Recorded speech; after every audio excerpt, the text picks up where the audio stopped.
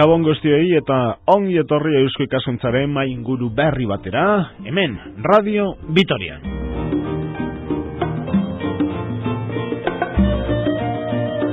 Gaurkoa bitxia da. Ingeles batekin hitzengo dugu, baina euskaraz eta zeri buruz, Arabako Natur Institutuari buruz.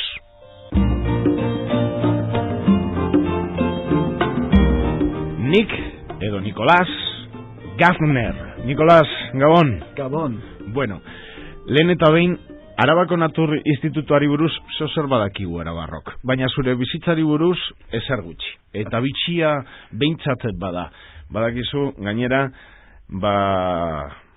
gutako asko eta asko esaten dugula euskara zaila dela, euskara ikasteko ez dakit zenbat urte behar dirala, eta kanpotik etorritako batek erakusten digu euskara ikastea posible dela. Nicolás Nick Gardner, ingelesa zara? Bai, inglesa jaiotzez, eta Inglaterran ezia. Eldutan etorri nintzen ona lehenengo aldiz. Zenbat urtekin?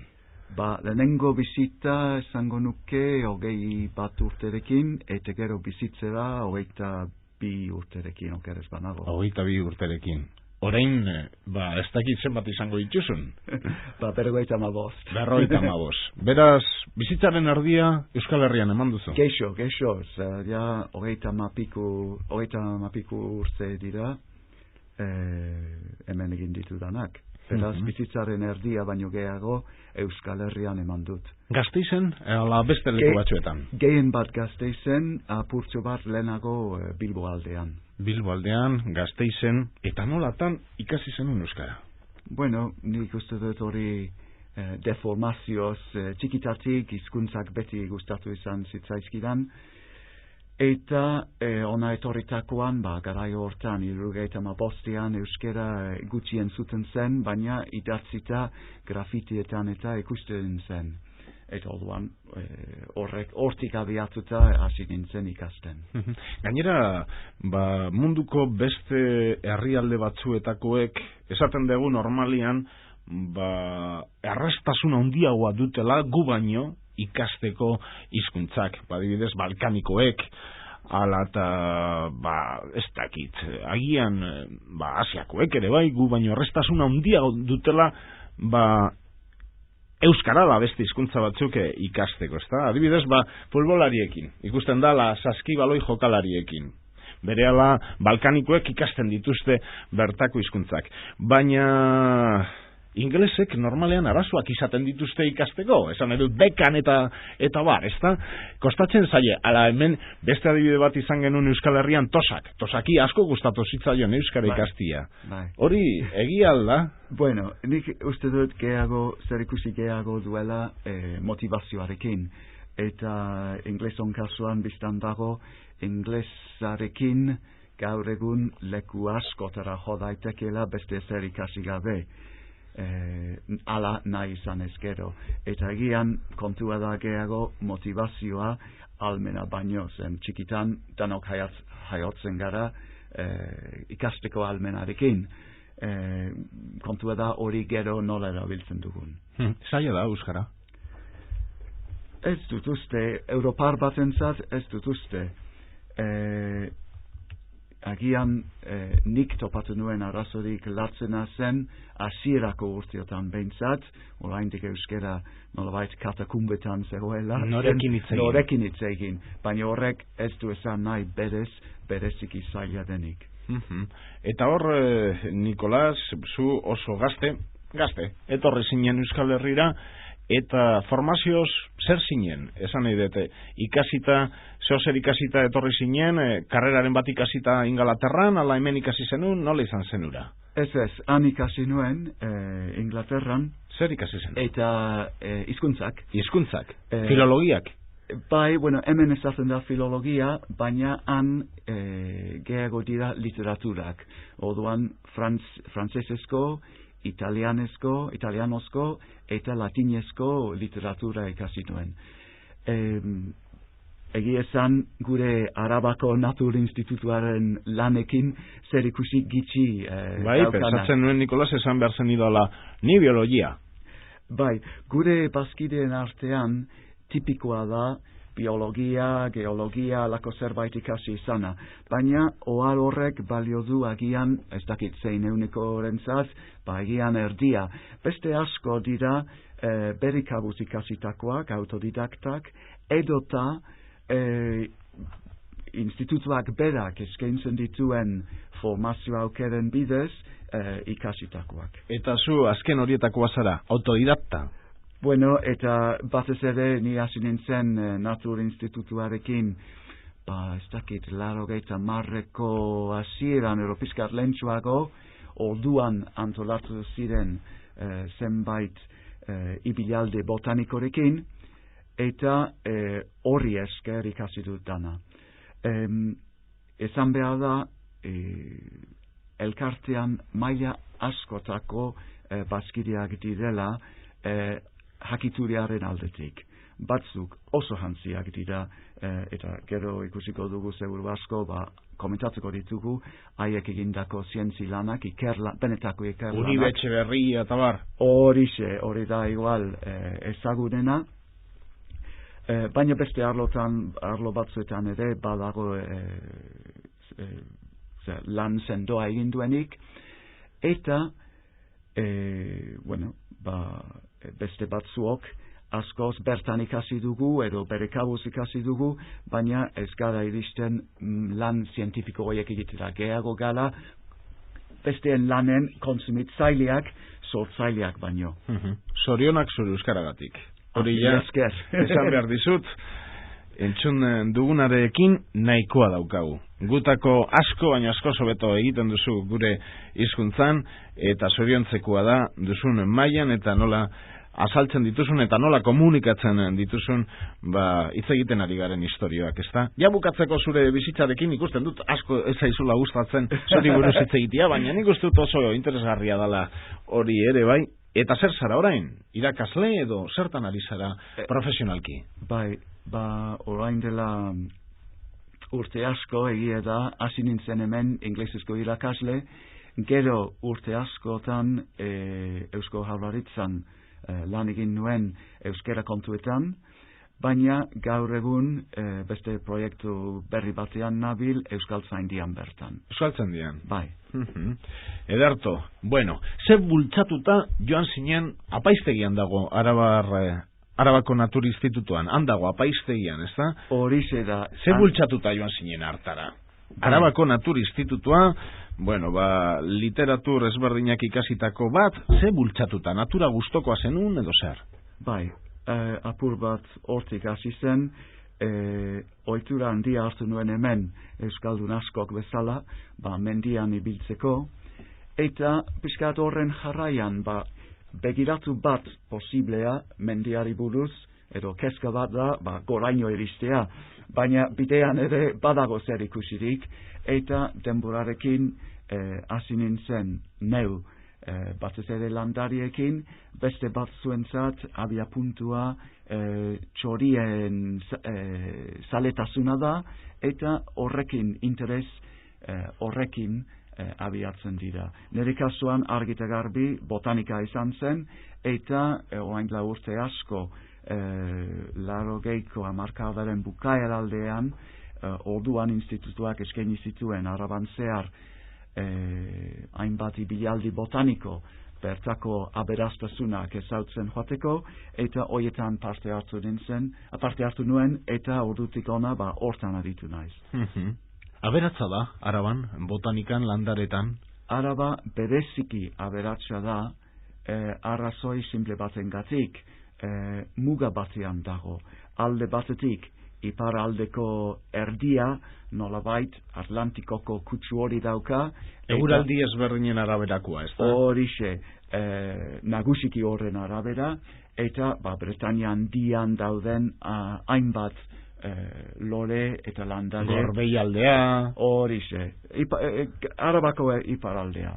Gero, zenbat eta egoalderantz joan, zenbat eta gehiago egoalderantz joan, hor sartzen da elementu mediterranearra. Eta hortan, niretzat personalki, hor asko zen berria, baina ondorioa da bai Euskal Herri osoari, baina bereziki Arabari eta Nafarroari, alako bikoiztasuna ematea landareen aldetik. Eta ondorioa da, okerez banago, Arabak berak landare mota gehiago ditu Britania handiak baino. Bakarrik Arabak. Bakarrik Arabak. Aha. Eta zenbat leku ezberdina daude? Suposatzen dut, leku ezberdin asko daudela landaren aldetik, ezta? Baina arlo nagusiak egin behar ditugu, iparraldea eta hegoaldea, ala iparraldea Lautada eta gero Kantabria mendekatea eta gero.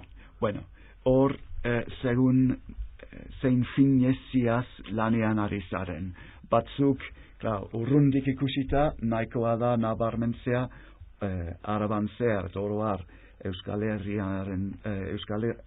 Herrian zehar, pasatzen dela bi arlo horietako muga. Beste bat da, bertan egonda, alako sektorializazio xeagoa egitea, eta horixe da gure bazkide batzuek beren argitalpenetan egin dutena. Beraz, zuke adierazitako horietxek egin daitezkela, eta horien barruan, gero, zen gauza bat da, Arabako iparaldea hartzea, baina gero, horien barruan, badaude landare komunitate desberdinak. Landareak, badakigu, ez dira edonun bizi, baizik eta multzo edo komunitate hakinetan bizi direla, eta komunitate horiek, bat baino gehiago izan daitezke egin den sektorializazio horren barruan. Zer remana izan du Arabako Natur Institutuak Naturzientzietako museoarekin? Bai. Esan nahi dut, nik ezagutzen ditudan batzuk, institutuarenak, ezagutzen ditut ere, Naturzientzietako museoan lan egin edo kolaboratu edo lagundu dutelako, ala bietan daudelako. Bai, alaxe da. Kontua zarra da,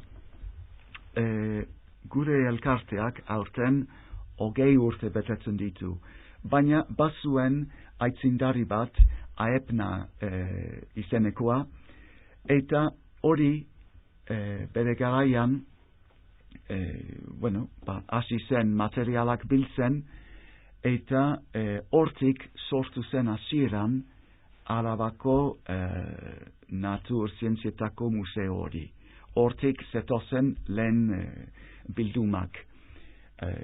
Adibidez, besteren artean, bai AEPNak eta gero, bai gure institutuak, jaso dituzte landariak, badakizu zientzilariak gero konprobatu izateko botanikari bakoitzak esaten duena, landariak lehortu, eta gero gorde egin behar dira, froga gisa, nik esan nuen, orain dela 20 urte, baina gaur arte hori ala zela, eta landare hori benetan jaso nuela, hemen konprobatu izango duzu.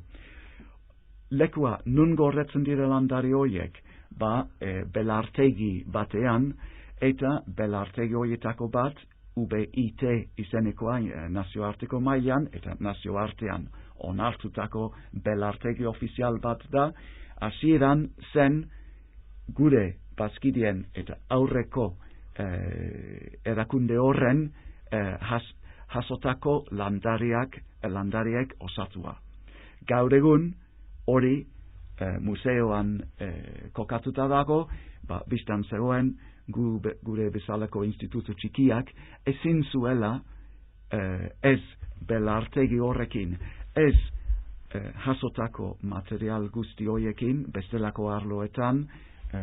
Nolako dira belartegi horiek? Kutsak ala liburuak landarekin? Bakoitzak bere sistema dauka. Askotan kutsak izaten dira, beste batzuetan liburuak, bakoitzak bere sistema dauka.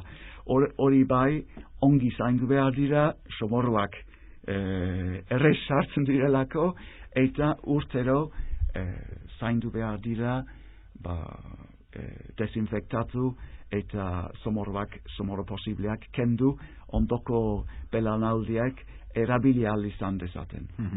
Itxe egiten ari gara landari buruz, normala da, zuk gehien dakizuna horren ingurua da, baina institutoa beste gauza batzuetan esan diguzun bezala sartuta dago. Bai. Txoriekin, bai. Edozein animaliekin? Kasi edozein animaliekin badago gustu guztietarako aukera hor, egia da, azken urteetan... Baina ez dituzu elefanteak eta bar gordetzen, araban ez daude elefanterik, ez da, baina otsoak, ez dituzu gordetzen, ez? Ez. Baina, adibidez, badago talde txiki bat, urteotan zehar, paleontologian lan egin duena, eta hoiek, batez ere pertsona bat nagusi hortan, ibili dira kobazulo, jasotzen antzinean araban zeuden animalien aztarnak. Eta hor badaude gaur egun ez dauden animaliak jakina.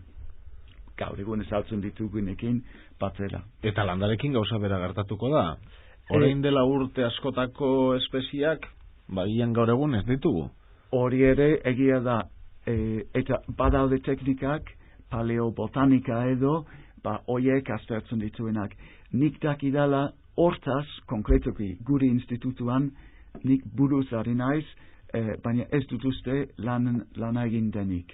Azken urteotan, jendea asko okupatu dituen bi arloak dira, batez ere botanika eta ornitologia.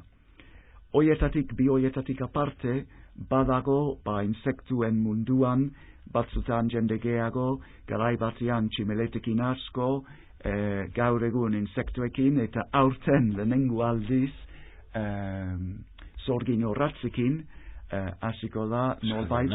Zorginen horratzak. Zorgin horratzak edo buruntziak dira, insektu txiki batzuk, ez daukate zer ikusirik zugarramurriko zorginekin, ez da? Ez dut uste. Intsektu batzuk. Libelula modukoak, eta hoietxek dira, hoiek ere norbaitek bere garaian zailkatuko zituen, eta gure kide batek bat hasi da hoiek lantzen, eta uste dut aurten bere asmoa dela bere lehen ikastaroa emateko hortaz. Museoari buruz esan dizudana eta gero galderatxo bat, ez da leku ona, doña Otsanda Dorrea museo batentzako? Ez dakit. Hortan ez naiz ibili, nik personalki beranduago bereizketa eginia zegoenean, edo erdi eginia zegoenean sartu nintzen elkartean, eta egia esan nik neuk personalki ez dut bat ere harremanik izan museo horrekin. Bakarrik galdetzen dizut, ubikazioaz, edifizioaz, ez dala lekuriko proposena, ez da? Museo bat izateko. Agian ez, baina ez dut nik... Ez duzu iritsi, berezirik. Berezik hortaz, ez. Ondo da. Beraz, edozein hurbil daiteke instituto arengana, ez dakit. Natur zientzietan gehiago jakin nahi badu, edo gustokoa baitu, ala... Edozein joan daiteke? Edozein joan daiteke, eta praktikan edozein joaten da, zen esan dizut lehen batzuk jatorrez dia nolabait antzeko arlo hortako zientzietakoak, baina beste batzuak ez gara hortakoak. Eta hori institutuaren ekintzetan argi ikusten da. Alde batetik egiten ditugu, edo batzuek, zientzi formazioa jasoagoa dutenek ikerlana egiten dute, beste batzuek nagusiki hoien emaitzak jaso egiten dituzte ikastaro desberdinetan, eta denon artean babeslana pixkat ere egiten dugu, batez ere arabari begira. Aktivitatetan zer egiten da, zer saiatzen da, praktikara jotzen, esan edete irteerak eginez eta bar, edo itxaldiak, edo klasen modukoak eman, nolakoak izaten dira aktivitateak? Bai, ekintzak normalean oso praktikoak izaten dira, teorikoa baino gehiago. Egia da, teoria pixkat behar da ikusten ari garena ulertu alizateko, hori garrantzizkoa da, baina teoria hori normalean ematen da kalean, edo kalean baino hobeto esan da mendian. Normalean bertara joan eta bertan ikusi, eta horren inguruan ja sailkapenak, teorizazioak egiten hasi. Denetatik ikusten dudan ez hemen. Adibidez, egin dituzuen gauzak, ezta? El Bortal Arroilan, nik erdiatu, ez dut ulertzen, El Bortal Arroilan mintegi botanikua. Hau adibidez, egin zenuten otsailaren 29an. Gauza bat ulertzen dela hobeto. Martxoan, Aretzabaletan, abi kutzak zintxilikatzea.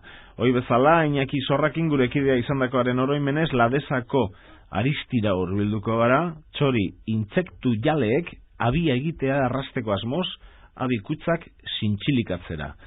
Jesaltzara ere joan zineten, edo adibidez, datozen hilabeteotan, maiatzan, Iziko parkea, ezagutzeko bisita, ala entxiara, ekainan, horrelako ekintzak, ikasturte osoan zehar. Bai, eta gaine, zehaztu dituzun lehengo bi ekintzek oso ongi adierazten dute egiten dugun ekintza moten gama. Batetik, abikutsak zintzilikatzea, neurrion batean umei zuzenduta dago, nolabaiteko okazio soziala da batez ere gure lankide maitatu baten oroimenez. Marrazkilari garrantzitsu bat, Espainia osoan bere arloan ezaguna honezkero, Iñaki Zorrakin, eta zoritxarrez gazte hil zen minbiziaren ondorioz. Hori da nolabait multzo bateko ekintzak, oso simpleak eta emankorrak.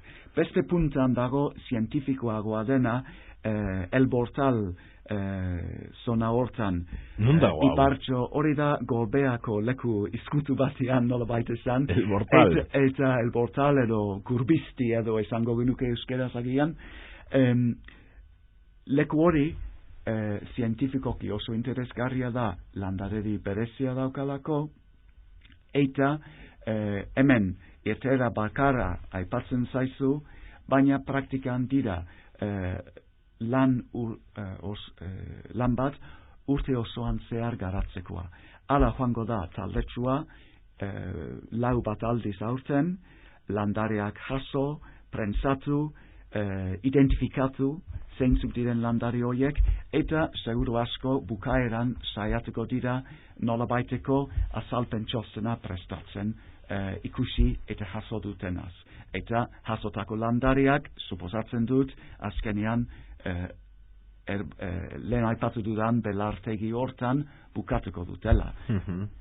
Oso interesgarria adibidez ere, urrian, asko falta da, baina Matzitzako lur muturrera joango dira, itxaz hegaztiak behatzera, ikustera, ala azaroan, Arabako eta Burgoseko otzotegietan zehar, otzoa, dagola azkenengo urteotan esango nuke, informatiboetan, ez da, otzoa.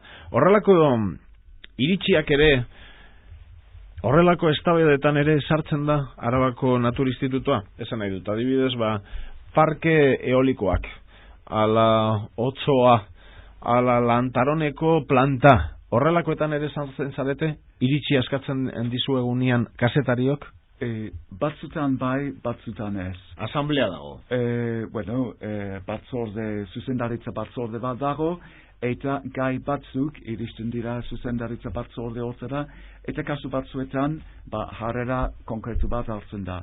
Igual adibiderik evidentiena da, haize errota hoien kasuan, gure institutuak parte hartzen du, ekintza batzuetan, nola da, oaina berria ongi gogoratzen du dan. Lekuak? Koordinatzailearen. Lau aizetara? Ez, badago beste koordinatzaile bat, izena du, coordinadora para un uso racional de la energía eólica, eolakoren bat, eta horrek eta nik uste dut bidezkoa litzateke esatea gure institutuak ere ez du esaten ezin dela eolikorik egon, oiek beaz eolikorik ez duzu esaten. Guk pentsat ez dugu esaten duguna da eolikoak hartzekotan ez du zentzu gehiagirik erakunde publikoek gainera Bruselasko zuzentarau batek bultzatuta nolabait babestuak diren lekuetan alakorik hartzea. Adibidez, Badaia mendikatea izan zen aproposa, ala ez? Bai, nik xetasun hauek ez ditut ongi menderatzen, ez naiz ibili konkretuki hortan, baina badaude batzuk nolabait jadanik botere publikoek babeserako izendatutako lekuetan jarri nahi izan direnak, adibidez badago beste kasu bat orain dela gitxi, uste dut gobernuak Eusko Jaurlaritzak atzera egin duela, hain zuzen ere Gorbeako parkearekin lotuta edo hurbil edo bertan zegoen bat hartzeko proposamena zegoela, eta hori noski ez du logikarik bertan babestu nahi dituzun baloriak kaltetzen joatea alako eoliko baten bidez. Eta otsoari buruz zozer esan duzue? Nik dakidala, ni egon naizen bitartean ez, oso gai zailela ikusten dira natura zaleak interes oso konkretu batzuk dituzte, eta bestetik hartzainek bizitza irabazi behar dute. Hoiek nola konpondu eta nola ustartu ez da erresa izaten, eta ni behintzat ez naiz. Ingalaterran ere horrelako eztabaidak sortzen dira azkenengo urtetan, natur inguruaren edo natur inguru giroaren inguruan.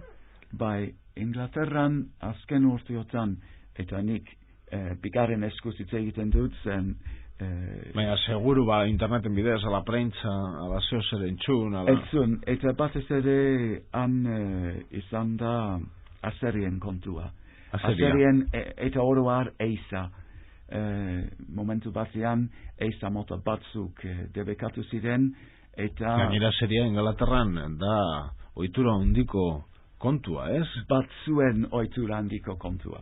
Nik uste dut ikusi behar da nortzuk implikatzen diren hortan.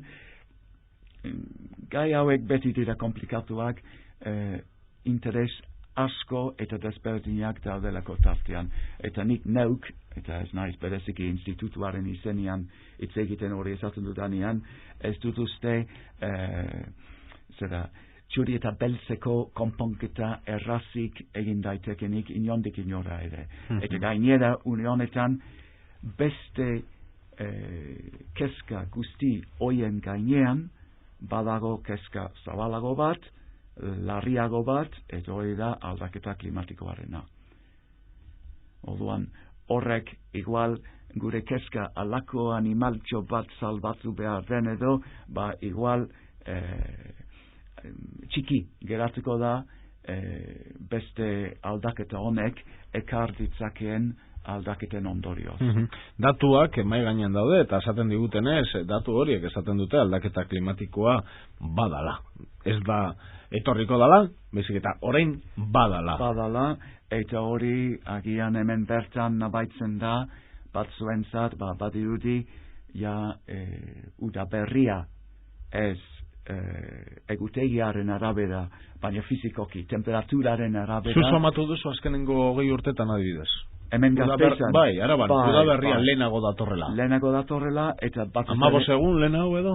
Nik neutzen, zorotzez naiz ibili neutzen, baina bai, lehenago datorrela, eta oroar, ez urtero, baina joera dago urte batzuetan behintzat, neguak askoz lehen baino arinagoak izateko. Elur gitxiago, adibidez, urteren batean, ez dugu elurrik izan hemen Gazteizen, eta mende hasierako argazkiak ikusten badituzu elurteenak, hemen Gasteizen, zenbat lurra erortzen zen. Landaretan ere somatzen dituzue, horrelako aldaketak? Bueno, espezie batzuk desagertu, beste batzuk agertu. Bai, espezien kontua oso mantxo doa, aldaketa oso mantxo doa. Incluso egon daiteke eta Araban badaude alakoak espezie reliktikoak deitzen direnak. Nolabait, aspaldian egon ziren baldintza klimatikoengatik sortu ziren Araban, baldintza klimatiko horiek desagertu dira gaur egun, hotzago delako, baina landari hori espero etzenukeen gaur egun, espero etzenukeen leku horren batean jarraitzen du egoten. Eta orduan, bueno, oroar munduan zehar alako asko daude, baina Pirineotan bertan badaude alakoak, edo hemen Araban bertan ere bai. Itzultzen gara Arabako Natur Institutoaren eguneroko buruz hitz egiteko, nork ordaintzen du hau? Oso kaldera ona. Hemen dago dana euroen inguruan, eta institutuak dituen ekintza hauek, eta egoitza, papera, e-mail, telefonoa, eta nork ordaintzen du hau? Bueno, nik uste lenta bizi izan behar dela, agian enpresa batean ordaindu behar diren gauza, baino gitxego daude, gauza asko egiten dira musutruk. Gure bazkideak ematen dutenean ikastaroren bat, ez dute horregatik kobratzen. Eta askotxok urteotan zehar, ordu asko sartu du institutuak era egoki batean iraun dezala, ezer jaso gabe horren truk. Horrek ez du kentzen, badagoela batetik bazkideak beraiek hartzen duten dirua, oso modestua da, gehenez ere, €15 urtean, bakoitzak. Zenba zarete? 130 bat une honetan. Gora ala bera? Gorantztoa. Era modestuan, baina une honetan gorantztoa. Gora berak izan ditu 20 urteotan zehar, baina une honetan, eta nabaitzen da urtengo programan adibidez, iaz baino ekintza gehiago daude, eta horrelak abiltzak garatzen. Gero, beste diru zati bat, laguntzaile garantzitsuena kanpotik, batez ere gure divulgazio programa jendeak Arabako naturaz ikasteko programa hori garatzeko, biztan dago vital kutxa dela. Gizartaren aldeko lan bat egiten duzu, eta horrezaitik horrelako diru laguntzak ere izan behar dira ala laguntzak? Bai, nolabait kutxaren obra sozialean sartzen da kontzeptu hau, eta urte desentetan lagundu dute programa hori. Baina programa hori, divulgazio programa, irteerak egitea, landa lanean nolabait ibiltzea, gure ekintzen zati bat baino ez da, eta beste zati bat egia esan txikiagoa, baina beste zati hori da ikerlana. Gitxiagok parte hartzen du hortan, baina hori diruz laguntzeko beste bide batzuk daude. Unibertsitatea, alo ez? Ez, normalian unibertsitatea. Ez duzu harremanik unibertsitatearekin, horrela finkatuta? Badaude baina personalak. Harreman personalak, baina ez oroar harreman instituzionalak, ero gitxitan. Ez, hortarako dirua, dator normalean kontratuen bidez, Eusko Jaurlaritzak libururen bat egin nahi duelako, gure institutuari eta edo beste antzeko batzuei eskatu egiten die, edo hemendik proposamena joaten da, horiek onartu eta Jaurlaritzak edo batzutan era berean Arabako Foru Aldundiak lan konkretuak proposatu, edo haiek edo guk, eta horren arabera ordaindu egiten da lan hori. Gainera, gure bazkide horiek normalean diru horren zati bat hartzen dute institutuak ere iraundezan. Beraz, hori bada beste diru iturri bat institutuarako, eta hori esker egindako hainbat ikerlan, ez danak, baina hori esker hainbat argitu hartu alizan dira. Azkena izan da Atlas de las Aves Invernantes in Álava, lau bat urteko ikerlana gure bazkide batek zuzendua, eta badugu hor Arabako Foru Aldundiak argitera emana, liburu doktore bat, Antonio Gainzarain, bai, gure koordinatzailea. Bai, ornitologo, errespetatua, eta oso jakintsua. Ezagutuko dituzue, hauetako batzuk behintzat, Radio Vitorian hitz egiten dutelako. Gorka Belamendia, CEA.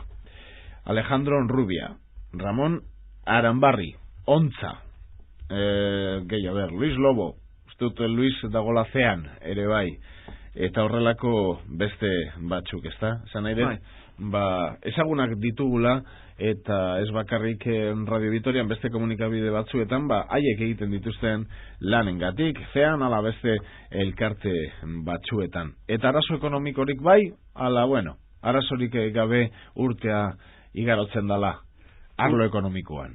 Urtea igarotzen da arlo ekonomikoan, baina ez nola esango nukenik, gastu handiekin edo eskuzabaltasun handiarekin. Gauza asko egiten dute gure kideek, ezer jaso gabe horren truk. Eta egoitza orduan jarraitzen du apaiztegian egoten, handago? Bai, eraikuntza da apaiztegia, baina jendeak gaur egun nik uste dut apaizgaitegiaren zati hori gehiago deitzen duela UNEFeko eraikina. Han gaude, 3. pisuan. Leku hona da? Guretzat hori da dagoena eta hortzara arainoko aspirazioa izan dezakeguna. Gure funtzioetarako une honetan nahikoa da eta egokia da eta hori praktikan diputazioari esker daukagu. Bere egunean agian batzuek esaten zuten aur dagoela, bagizu nolakoa den Gasteiz, ezta? Dana dago urrun, baina ez badago generala bakalian. Bai, eta gaur beste gauza batzuk are urrunago daude Gasteizen, eta ikusten da hiribilduaren barruan geratu dela gaur egun zonalde hori, konparatzen baldin baduzu Gasteizko hirigune berriekin. Hala ere badaude beste modu batzuk zuekin kontaktuan jartzeko? Hori da, nik uste dut gaur egun gero eta gehiago danok erabiltzen dugula posta elektronikoa, gure helbidea da info abildua ian marra normala, gidoi normala ani.org eta hortara erozeinek idaztezake edo horrezaz gain badugu gaur egun orain dela urte bete hasia blog bat. Nahi baduzu emango dut elbidea, igual bi aldiz errepikatuko dut bazpare, hiru ube bikoitza beti bezala, ian gidoi normala, marra normala, ani.blogspot, hori deletreatuko dut, blogspot.com. Eta errepikatzen dugu. Eta errepikatuko dut, bazparezen nik ere badakit zaila den irratitik ezer jasotzea lakuetan, beraz, hiru ubebikoitzoiek .ian marra normala ani.blogspot blogspot.com. Eta hori da, hori batez ere gure irteerari buruzkoa da, baina aurrera xeago webgunea ere izango dugu gure informazio osoa eman alizateko. Web, berreala? Espero dut, hemendik hilabete terdira edo martxan egotea. Zehazmoarekin, zuen aktivitateak erakusteko? Hori bai, baina horrezaz gain badago material asko argitaratu argitaratu, ikerlanak argitaratu ezin izan direnak. Eta importantea da, nire ustez, ikerlan horietarako bestela kajoiren batean geratuko diren horiek, nolabait mundu mailan ikerlana egiteko interesa duten pertsonentzat, beren eskueran hartzea, eta gaur egun hortarako bide normala da interneta. Etxara gozez, Ilko. Esan nahi dut, bueno, zurean ez baduzu sorterik, erratiko esataria izan. Esan nahi dut, nola esan dituzun eta ze ondo esan dituzun, euskaraz, posta elektronikoen helbideak, kazetari bati baino gehiago gustatuko litzaioke horrela esatia. Errestasun horrekin eta gainera argitasun horrekin. Beraz, Nikolas, benetan, zorionak euskaragatik, zorionak Arabako Natur Institutuan egiten duzuen lanagatik, eta guri erakusteagatik badakit, datu asko eta asko geratzen direla hitz egin gabe, komentatu gabe hor gordeta, baina nik uste lerro nagusi batzuk eman ditugula institutuaren inguruan, jendearen interesa piztuz gero, hurbiltzeko zuengana. Eta hori beti, aukera hori beti izango dute. Bai, eta oso gustora hartuko ditugu. Normalean, ostiraletan biltzen gara, 6-etatik, 7-etatik aldera gure lokaletan. Eta bestela, posta elektronikoz, hor dago aukera. Gogoan izan, unedeko edifizio zarrean, apaiztegian 3. pisuan, han dago Arabako Natur Institutua. Nikolas, Nik Gardner, eskerrik asko. Eskerrik asko zuri. Eta zuei badakizue, datorren asteburuan, beste gai batekin egongo gera hemen, Radio Vitorian Eusko Ikaskuntzaren mai inguru berri batean. Ziur, gaia ez dakizen izango den, baina ziur, ingeles batekin horrela hitz egiten duela, euskaraz ez dut uste horrelakorik izango da egunik datorren asteburuan. Esker mila, agur! Agur!